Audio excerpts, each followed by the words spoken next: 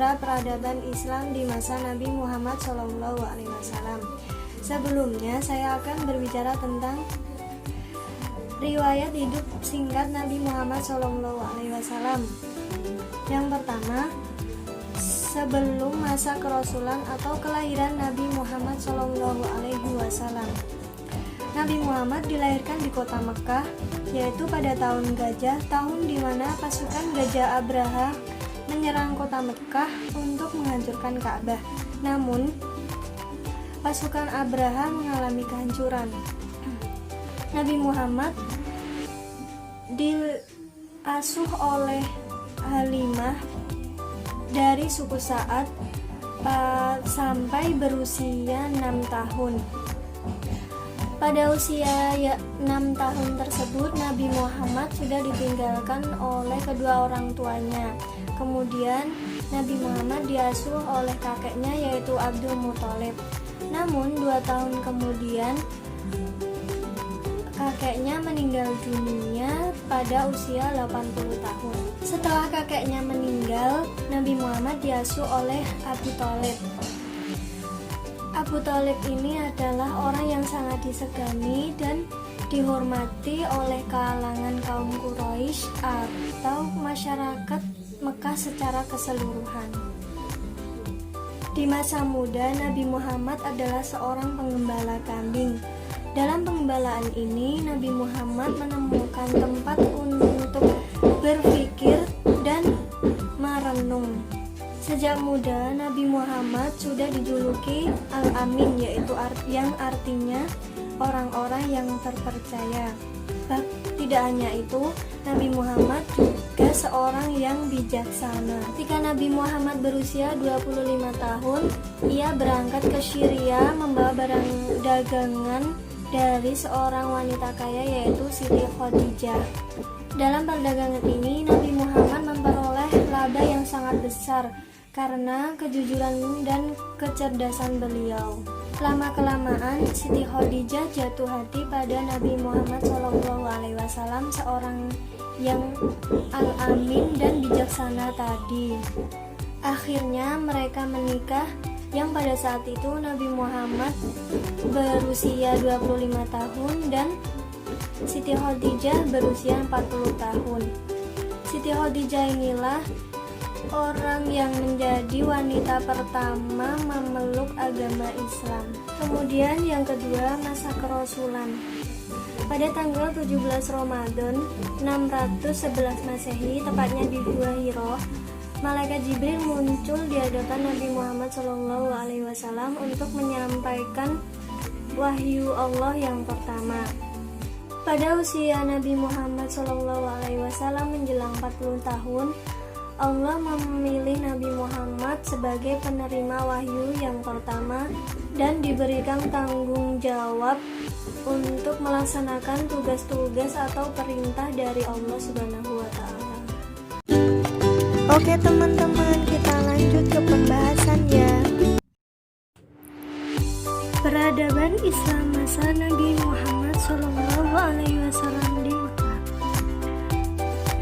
Fanatisme bangsa Quraisy terhadap agama nenek moyang telah membuat sulit agama Islam berkembang di sana. Secara umum, pada periode Mekah, kebijakan dakwah yang dilakukan oleh Nabi Muhammad SAW yang pertama, dakwah secara diam-diam. Dengan turunnya perintah itu, mulailah Nabi Muhammad berdakwah. Pertama-tama, ia melakukannya secara diam-diam di lingkungan sendiri dan di kalangan rekan-rekannya. Karena itulah, orang-orang yang pertama kali menerima agama Islam adalah di kalangan keluarga dan sahabat, seperti Khadijah, Ali bin Abi Thalib, Zaid bin Harith, Abu Bakar As-Siddiq, dan juga ada di kalangan budak, yaitu Bilal bin Rabah. Setelah Abu Bakar masuk Islam, banyak orang-orang yang mengikuti untuk masuk agama Islam. Orang-orang ini terkenal dengan julukan As-Sabiqul Al-Awwal, orang-orang yang terdahulu masuk Islam, seperti Utsman bin Affan, Zubair bin Awam, Thalhah bin Ubaidillah, Fatimah binti Khattab, Arqam bin Abdul Al-Arqam, dan lain-lain. Mereka itu mendapat agama Islam langsung dari Rasulullah SAW sendiri. Yang kedua, dakwah secara terbuka. Setelah beberapa lama berdakwah secara individual, turunlah perintah agar Nabi Muhammad menjalankan dakwah secara terbuka. Nabi mulai menyeru segenap lapisan masyarakat kepada ajaran Islam secara terang-terangan. Namun, pemimpin Quraisy mulai berusaha menghalangi dakwah Rasul. Semakin bertambahnya pengikut Nabi, semakin keras pula tantangan yang datang dari kaum Quraisy dan musuh-musuh Islam. Banyak cara yang ditempuh para pemimpin Quraisy untuk mencegah dakwah Nabi Muhammad, dari cara diplomatik disertai bujuk rayu hingga tindakan kekerasan yang dilancarkan untuk menghentikan dakwah Nabi. Namun, Nabi Muhammad tetap pada pendirian untuk menyiarkan agama Islam.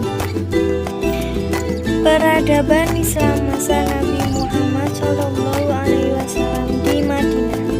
Nabi Muhammad meninggalkan kota Mekah pada malam 27 Safar tahun 14 dari kenabian atau 12 September 622 Masehi. Peristiwa hijrah Rasul dari Mekah ke Madinah merupakan kehendak dan perintah Allah dengan tujuan agar penyebaran agama Islam yang dilakukan Nabi Muhammad menjadi lebih pesat lagi. Selama 13 tahun, Rasulullah SAW berdakwah di Makkah. Nabi Muhammad telah banyak mengalami pertentangan dan permusuhan. Nah, di Madinah inilah merupakan kota yang penduduknya lebih mudah menerima ajaran Rasul daripada penduduk Mekah pada saat itu. Masyarakat Madinah menyambut kedatangan Nabi Muhammad dengan sukacita. Ada sebagian orang-orang Madinah berbondong-bondong memeluk agama Islam. Oleh karena itu, Islam lebih cepat berkembang di Madinah. Kebijakan-kebijakan Nabi Muhammad SAW di Madinah. Yang pertama, pembentukan sistem sosial dan kemasyarakatan. Peradaban atau kebudayaan pada masa Rasul yang paling utama adalah perubahan sosial. Suatu perubahan mendasar dari masa kebobrokan moral menuju moralitas yang beradab. Nah, langkah-langkah perubahan sosial tersebut ialah yang pertama pembangunan Masjid Nabawi, yang kedua persaudaraan antara kaum Muhajirin dan Ansor, yang ketiga kesepakatan untuk saling membantu antara kaum muslimin dan non-muslim. Kebijakan yang kedua pada bidang politik. Selanjutnya, Nabi Muhammad merumuskan Piagam Madinah yang berlaku bagi seluruh penduduk Yasrib, baik orang muslim maupun non-muslim atau Yahudi. Piagam inilah yang kemudian disebut sebagai Undang-Undang Dasar Negara Islam atau Daulah Islamiyah. Yang pertama, isinya, setiap kelompok mempunyai pribadi keagamaan dan politik. Adalah hak kelompok menghukum orang yang membuat kerusakan dan memberi keamanan kepada orang yang patuh. Kebebasan beragama terjamin buat semua warga negara. Adalah kewajiban penduduk Madinah, baik kaum muslimin maupun bangsa Yahudi, untuk saling membantu, baik secara moral ataupun material. Semuanya dengan bahu-membahu harus menangkis setiap serangan terhadap kota Madinah. Rasulullah adalah kepala negara bagi penduduk Madinah. Padanya lah segala perkara dibawa dan segala perselisihan yang besar diselesaikan. Dalam Piagam Madinah ini, umat Islam merupakan satu komunitas meskipun berasal dari suku yang beragam.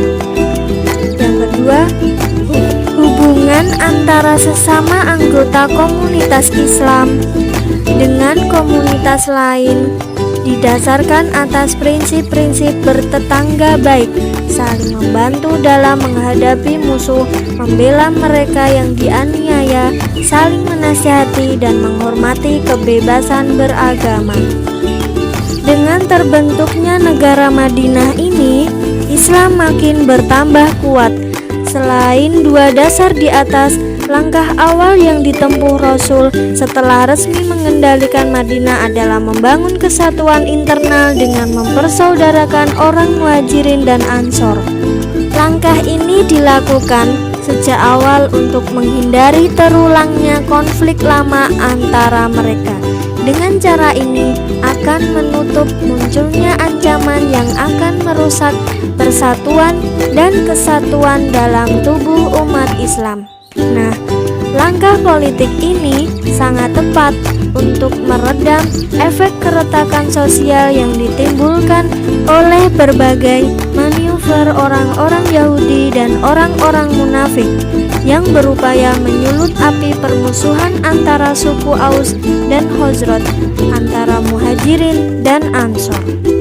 Setelah itu, Rasul juga berupaya menyatukan visi para pengikutnya, yaitu dalam rangka pembentukan sistem politik baru dan mempersatukan seluruh masyarakat Madinah, yaitu membentuk struktur religi politik atau disebut dengan negara Madinah. Untuk mengatur roda pemerintahan, semua elemen masyarakat Madinah secara bersama-sama menandatangani sebuah dokumen yang menggariskan ketentuan hidup bersama yang kemudian dikenal sebagai Piagam Madinah. Melalui Piagam Madinah ini, Rasulullah SAW ingin memperkenalkan konsep negara yang ideal yang diwarnai dengan wawasan transparansi partisipasi. Melalui Piagam Madinah ini juga, Nabi juga berupaya menjelaskan konsep kebebasan dan tanggung jawab politik secara bersama. Sejarah mencatat, Islam telah mengenal sistem kehidupan masyarakat majemuk dan berbineka melalui Piagam Madinah. Berikut perubahan yang terjadi di Arab saat dakwah Nabi Muhammad SAW. Yang pertama, dari segi agama, bangsa Arab yang semula menyembah berhala berubah menganut agama Islam yang setia. Kedua, dari segi kemasyarakatan yang semula terkenal sebagai masyarakat yang tidak mengenal peri kemanusiaan, kemudian berubah menjadi bangsa yang disiplin, respektif terhadap nilai-nilai kemanusiaan. Yang ketiga, dari segi politik, masyarakat Arab tidak lagi sebagai bangsa yang cerai-berai karena kesukuan, tetapi berkat ajaran Islam berubah menjadi bangsa yang besar bersatu di bawah ajaran Islam. Demikian sejumlah peradaban yang ada di Jazirah Arab pada masa Nabi Muhammad SAW, khususnya di kota Makkah dan di Madinah. Tentu banyak sekali hambatan dan tantangan yang dihadapi oleh Nabi Muhammad SAW dalam mengemban misinya tersebut. Bahkan sering kita jumpai dalam setting sosialnya dilalui dengan berperang. Banyak peristiwa perang yang terjadi pada masa Nabi Muhammad SAW, diantaranya yang pertama itu perang Badar pada 624 Masehi, kemudian perang Uhud 625 Masehi, kemudian perang Khandaq 627 Masehi, dan perang-perang lainnya. Ini membuktikan bahwa Nabi Muhammad SAW di samping sebagai Rasul, tapi juga sebagai jenderal lapangan dan pemimpin negara. Sehingga Nabi Muhammad SAW pernah mengatur siasat perang dan mengizinkan perang dengan dua syarat. Yang pertama itu mempertahankan diri dan melindungi haknya. Yang kedua, menjaga keselamatan penyebaran kepercayaan dan mempertahankan